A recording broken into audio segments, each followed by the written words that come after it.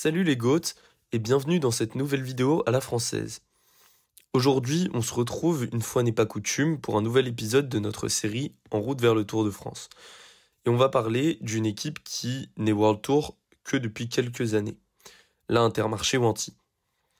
Comme d'habitude, on va d'abord faire un retour historique sur le passé de l'équipe, puis on parlera de la start list et enfin de ce qu'on peut attendre d'eux sur ce Tour de France 2024. L'histoire commence en 2008, lorsque l'équipe Verandas Willems est créée sur les bases du Vélo Club DAT, un club cycliste amateur belge. Les premières années se passent sans gros nom dans les recoins de courses continentales. On signera quand même la première victoire de la structure sur le circuit de Wallonie grâce à Romain Zingle, qui n'a pas de lien de parenté avec Axel Zingle que l'on voit courir actuellement chez Cofidis. L'année 2010 indiquera une nette progression. L'équipe récoltera en effet 9 victoires, toujours pas d'énormes courses, mais de belles réussites, comme sur la Poly-Normande. Suite à cette belle saison, l'équipe acquiert début 2011 une licence d'équipe Continental Pro, et l'arrivée d'un second sponsor majeur, Accent, permet d'élever le budget de manière conséquente. Malgré cela, la première saison en Conti Pro n'est pas très convaincante, avec seulement 5 victoires. La saison suivante sera encore moins prolifique et laissera un souvenir très amer du fait de la mort d'un des coureurs de l'équipe, Rob Goris, qui décède d'un arrêt cardiaque dans sa chambre d'hôtel à seulement 30 ans. Bien qu'elle soit survenue en dehors de toute compétition, on peut supposer que cette mort a affecté le mental de l'équipe. 2013 marque le début d'une nouvelle ère. L'équipe alors nommée Accent Job Verandas Willems change de nom et de sponsor pour devenir Accent Job Wanty. L'équipe continue de progresser à son rythme, notamment en recrutant des coureurs expérimentés. Steven Kethoven, recruté en 2011, et Danilo Napolitano, recruté en 2012, ont notamment gagné en World Tour par le passé. 3 victoires sont glanées durant cette saison, minées par les blessures. Ce total, bien en dessous de celui espéré, pousse le sponsor majeur Accent Job à se retirer. Et c'est alors que le groupe Gobert arrive comme nouveau sponsor. L'équipe Wanty Group Gobert, c'est sûrement la première itération de cette structure dont vous vous souvenez. En effet, c'est en 2014 que l'équipe obtient sa première participation à plusieurs courses majeures du calendrier. Paris-Roubaix, le Ronde van Vlaanderen et toutes les classiques World Tour belges de Gand-Wevelgem à l'E3. L'équipe continue sa progression et enchaîne les participations aux classiques ainsi qu'à de nombreuses courses World Tour d'une semaine. La saison 2016 voit l'arrivée de Guillaume Martin, récent 10e du Tour de l'Avenir, ce qui démontre une capacité nouvelle pour l'équipe, celle d'attirer de jeunes coureurs prometteurs. Mais cette nouvelle dimension, seulement théorique jusqu'alors, va se confirmer durant la saison 2016. Enrico Gasparotto remporte l'Amstel Gold Race, ce qui est jusque-là la plus grande victoire pour la structure et d'assez loin. Et avec 11 victoires, l'équipe se classera en tête du classement continental Europe. Si ce classement ne vous parle pas, il classe tout simplement les équipes et les coureurs en recensant tous les résultats de course sur le continent, hors course World Tour. Fort de cette performance, l'équipe est invitée à son premier Tour de France en 2017. Elle recrute aussi des noms qui nous sont plus familiers que ceux précédemment dans l'équipe, comme Johan Ofredo, Fabien Doubet ou encore Xandro Meurice. Malgré aucune victoire World Tour, l'équipe remporte une nouvelle fois le classement continental Europe du haut de son total encore amélioré de 12 victoires. Même constat en 2018, on notera tout de même l'arrivée de Odd Christian Eiking, qui réalisera de bonnes saisons par la suite.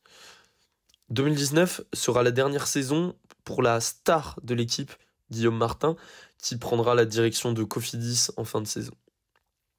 Depuis la victoire de Gasparotto sur l'Amstel en 2016, les années se suivent et se ressemblent, avec une absence chronique de victoires en World Tour. Et malgré une saison 2020 très moyenne, Wanty accède en 2021 enfin au World Tour. En effet, l'équipe CCC, qui disparaît du peloton, voit sa licence World Tour rachetée par Circus Wanty Gobert, qui devient par la même occasion l'équipe Intermarché au Anti-Gobert. Et cette première saison en World Tour sera couronnée de succès.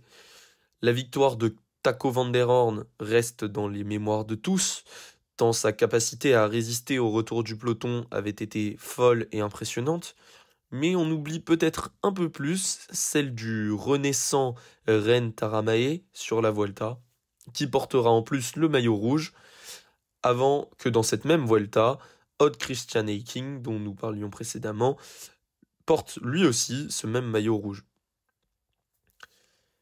Cette Vuelta marque réellement la naissance d'Intermarché en tant qu'équipe World Tour. En 2022, l'équipe explose son record de victoires en obtenant 24 au total, avec notamment Gand-Wevelgem, 2 étapes du Giro et 1 étape de la Vuelta. Cette nette amélioration est principalement due à l'arrivée du jeune Binyam Girmay, qui a remporté Gand-Wevelgem et 1 étape du Giro, l'étape du Giro notamment en battant Mathieu Van Der Poel, donc des résultats très impressionnants.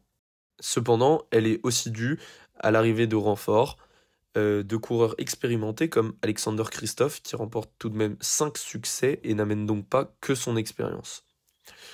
On notera aussi les 3 premières victoires durant cette saison de Gerben Thiessen, ainsi que la belle 7e place de Luis Meintjes sur le Tour de France, puisqu'il était initialement 8e, mais Quintana s'est vu retirer sa 7e place.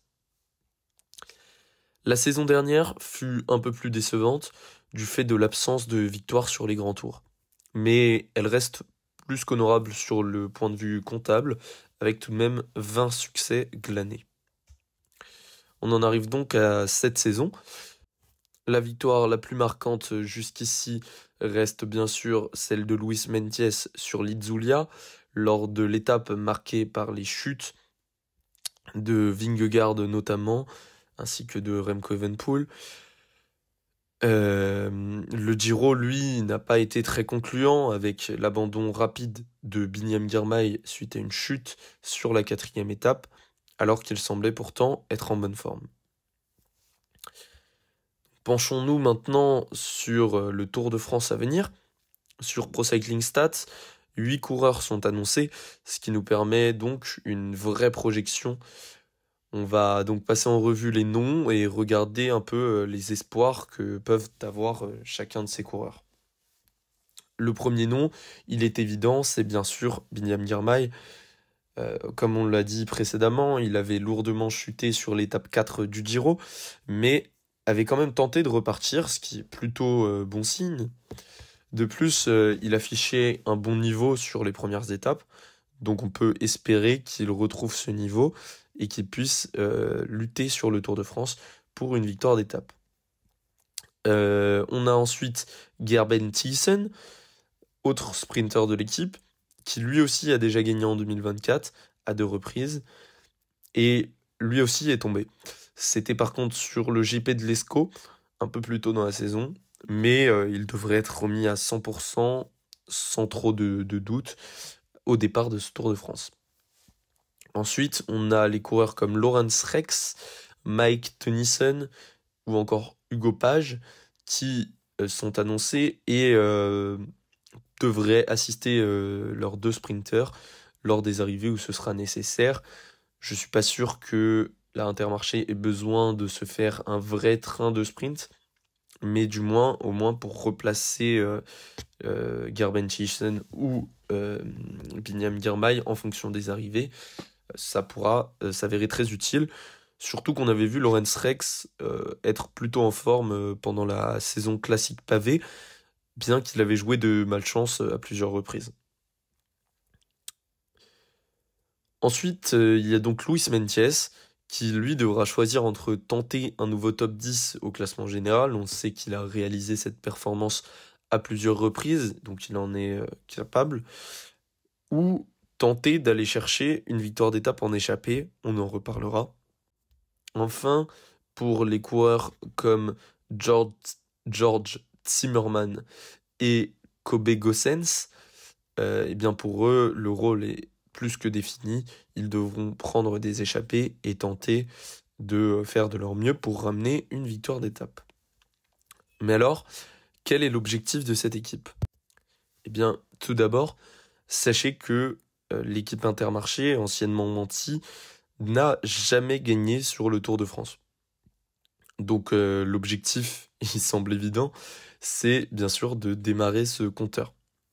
Les meilleures cartes semblent être les deux sprinters, surtout étant donné que, hormis Philipsen, peu de gros noms feront le déplacement. Il n'y aura pas d'Olaf Koy, pas de Jonathan Milan, ni de Tim Merlier, que nous avons tous les trois vus se battre sur le Giro, et dont les équipes ont bien annoncé qu'ils ne seraient pas présents. Cependant, on peut se demander si le fait d'avoir deux très bons sprinters en la personne de Gerben Thiessen et de Binyam Girmay ne peut pas aussi être un inconvénient pour l'Intermarché. Qui vont-ils emmener tous les jours, en fait?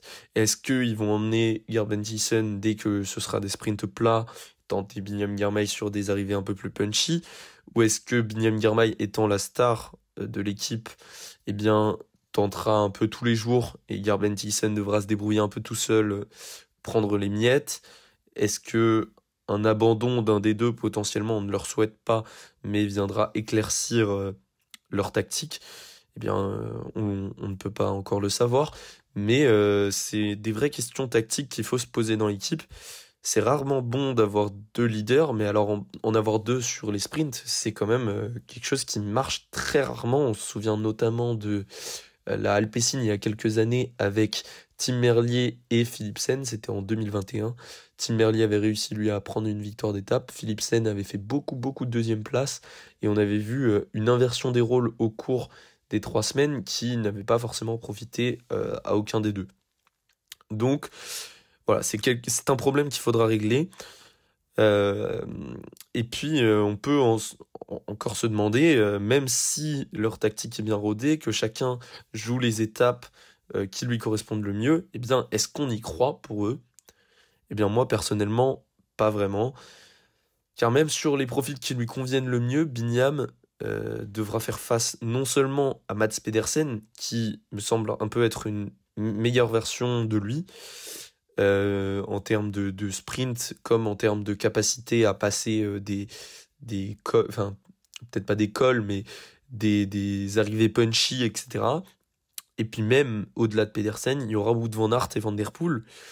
Donc ça fait beaucoup de concurrence, et on a déjà vu Binyam Girmay battre Van Der Poel, on sait qu'il en est capable, mais c'était il y a maintenant 2 saisons, et c'était pas forcément le même Van Der Poel, et c'était pas forcément le même Binyam Girmay. Binyam Girmay était bien plus en forme que ce qu'on a vu ces dernières années, donc il en est capable peut-être, mais en tout cas il ne fera jamais figure de favori dans ces arrivées-là. De l'autre côté, on peut faire un peu le même constat pour Thiessen, qui lui devra faire face à Philipsen, qui ne laissera sûrement aux autres que des miettes. Et même si Philipsen, par mégarde, ne pouvait pas sprinter, il y aurait quand même, encore une fois, Pedersen, ou bien Groenewegen, même un Cavendish, potentiellement un Phil Bauhaus qui ferait le déplacement. Voilà, il reste des noms quand même à battre. Est-ce que c'est vraiment lui la deuxième personne derrière Philipsen? Je n'en suis pas si sûr. Donc finalement, est-ce que la meilleure chance ne réside pas dans un bon jour de Luis Meintjes dans une échappée? Moi, c'est mon avis personnel.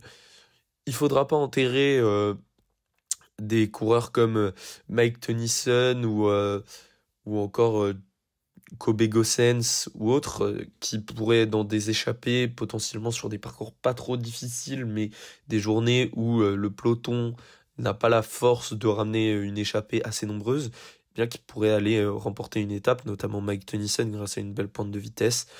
C'est à surveiller. Donc voilà, je pense qu'on a fait le tour de l'équipe Intermarché.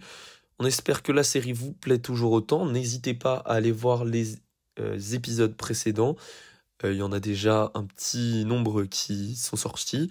Dites-nous dans les commentaires quelles équipes vous voulez voir en priorité. On essaiera de répondre aux attentes du mieux possible. Et puis voilà, abonnez-vous sur Instagram, sur YouTube, ça nous aide grandement. C'est fini pour nous, c'était les GOAT.